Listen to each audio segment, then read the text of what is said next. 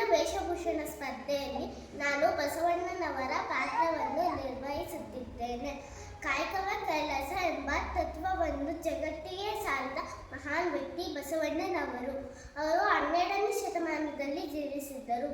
ಅವರು ಜಾತಿ, ಧರ್ಮ ಬೇರೆಯಿಲ್ಲದೆ ಎಲ್ಲರೂ ಸಮಾನರು ಎಂದು ಬೋಧಿಸಿದ್ದರು. ಅವರು ಹಲವಾರು ವಚನಗಳನ್ನು ರಚಿಸಿದ್ದಾರೆ. ಬಸವಣ್ಣನವರ ತತ್ವಗಳನ್ನು ನಾವು ನಮ್ಮ ಜೀವನದಲ್ಲಿ ಅಳವಡಿಸಿಕೊಳ್ಳಬೇಕು. ಕಲಬೇಡ, ಕೊಲಬೇಡ, ಹುಸೆ ನುಡಿಯಲು ಬೇಡ, ಮುನಿಯಬೇಡ, ಅನ್ಯರಿಗೆ ಅಸಹ್ಯ ಪಡಬೇಡ, ತನ್ನ ಬಣ್ಣಿಸಬೇಡ, ಇದರ ಅಳಿಯಲು ಬೇಡ. ಇದೇ ಅಂತರಂಗ ಶುದ್ಧಿ, ಇದೇ ಬಹಿರಂಗ ಶುದ್ಧಿ, ಇದೇ ನಮ್ಮ ಕೂಡಲ ಸಂಗಮ ದೇವರ ಒಲಿಸುವ ಪರಿ. ಧನ್ಯವಾದಗಳು.